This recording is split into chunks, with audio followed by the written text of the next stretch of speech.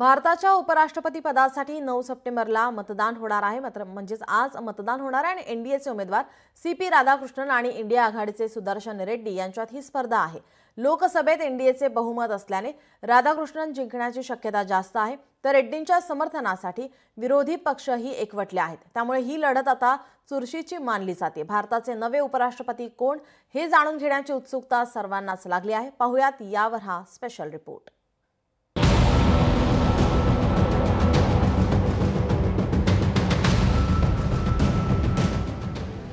उपराष्ट्रपती पदाच्या निवडणुकीचं मतदान, संख्याबळ किती, कोणाचं समर्थन कोणाला?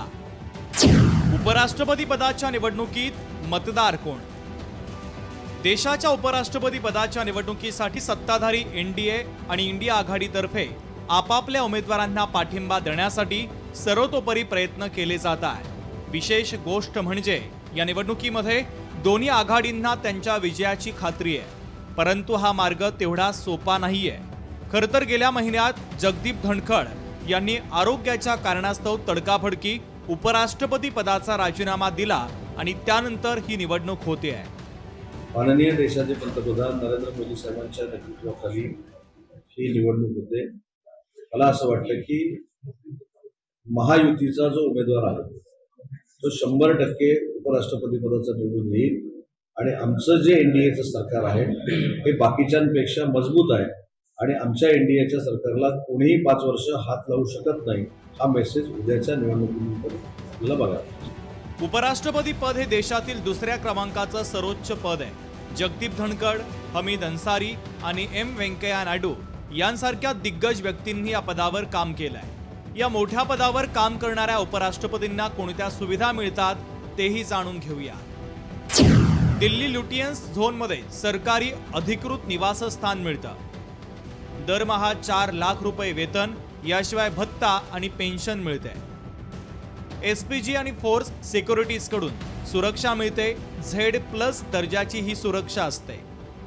बुलेट प्रूफ वाहनं, देशांतर्गत आणि परदेशामध्ये प्रवास करण्यासाठी हवाई दलाची विमानं, वैयक्तिक कर्मचारी, सचिवालय आणि सहाय्यक अधिकारी आणि कार्यालयीन सुविधा। देशांतर्गत आणि परदेशी प्रवासाचा केंद्र सरकारकडून प्रवास भत्ताही मिळतो। सरकारी आणि CGSH रुग्णालयामध्ये मोफत उपचार सुविधा मिळते। कार्यकाळ संपल्यानंतर किंवा राजीनामा दिल्यानंतर मासिक पेन्शन सुविधा आहे। यावेळेस उपराष्ट्रपती पदाच्या निवडणुकीत तामिळनाडूचे ज्येष्ठ नेते सीपी राधाकृष्णन आणि आंध्र प्रदेशचे सर्वोच्च न्यायालयाचे माजी न्यायमूर्ती बी सुदर्शन रेड्डी यांच्यात थेट स्पर्धा आहे। महाराष्ट्राचे राज्यपाल राधाकृष्णन हे भाजप संघटनेचे निष्ठावंत आणि विश्वासू चेहरा मानले जातात आणि दक्षिण भारतात आपल्या पक्षाचं वर्चस्व प्रस्थापित करण्यासाठी भाजपच्या रणनीतीचा हा एक भाग मानला जातोय। तर दुसरीकडे सुदर्शन रेड्डी हे न्याय व्यवस्थेत त्यांच्या प्रामाणिक आणि निष्पक्ष प्रतिमेसाठी ओळखले जातात। संविधान आणि लोकशाही मूल्यांचं रक्षण करण्यासाठी काम करत असल्याचा दावा विरोधकांनी केला आहे। राजकारण आणि न्याय व्यवस्थेतील या थेट संघर्षामुळे ही निवडणूक आणखीन ऐतिहासिक बनलेली आहे। उपराष्ट्रपती पदाच्या निवडणुकीमध्ये एनडीएचं पारडं जड आहे। लोकसभेत एनडीएच्या खासदारांची संख्या 293 आहे। राज्यसभेत हाच आकडा 130 इतका आहे। 2 नामांकित सदस्य आहे। एनडीएकडे एकूण 435 खासदार आहे। निवडणुकीमध्ये 783 खासदार भाग घेणार आहे। 392 हा बहुमताचा आकडा आहे। एनडीएचा विजय हा जवळजवळ निश्चित आहे। संजय राऊत असं म्हणाले की एनडीएचे उमेदवार पडणार आहेत, आम्हाला जास्त मतदान मिळणार आहे, अशा पद्धतीचे वक्तव्य केलेत। मग मला वाटतं संजय राऊतांनी का नाही या निवडणुकीला उभं राहिलं? कशाला त्या बिचाराला बळीचा बकरा बनवायचा? उपराष्ट्रपति का टेन्योर काट कर इन लोगों ने एक नए वाइस प्रेसिडेंट का चयन करने की सोची है। ये भारतीय जनता पार्टी की तरफ से हुआ है, तो बाकी सारे दल वो किस तरफ वोट करेंगे उसी से स्पष्ट हो जाएगा कि वो सही में संविधान विरोधियों के साथ, ताकतों के साथ खड़े हैं या संविधान की रक्षा में वो जुटे हुए हैं। ये ऑपोजिशन वर्सेस गवर्नमेंट नहीं है, ये constitution versus those who do not believe in the constitution. सध्या लोकसभेत 542 सदस्य आहेत, तर 1 जागा रिक्त आहे। राज्यसभेत 239 सदस्य असून 5 जागा रिक्त आहे।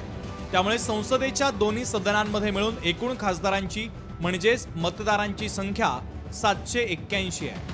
बहुमतासाठी 391 सदस्यांच्या पाठिंब्याची गरज आहे. पण BRS मतदानामध्ये सहभागी होणार नसल्याचं सांगितलं जात आहे. लोकसभेत या पक्षाचा एकही खासदार नसला तरी राज्यसभेत 4 सदस्य आहेत. तसं जर झालं तर उमेदवारांना बहुमतासाठी 389 सदस्यांचं पाठबळ लागेल. आता या शर्यतीमध्ये कोण बाजी मारणार हे पाहणं महत्त्वाचं असेल. पण लोकसभेत NDAचं बहुमत असल्यानं राधाकृष्णन जिंकण्याची शक्यता जास्त आहे. त्यामुळे ही लढत अधिक चुरशीची मानली जाते. ब्युरो रिपोर्ट, लोकशाही मराठी, मुंबई.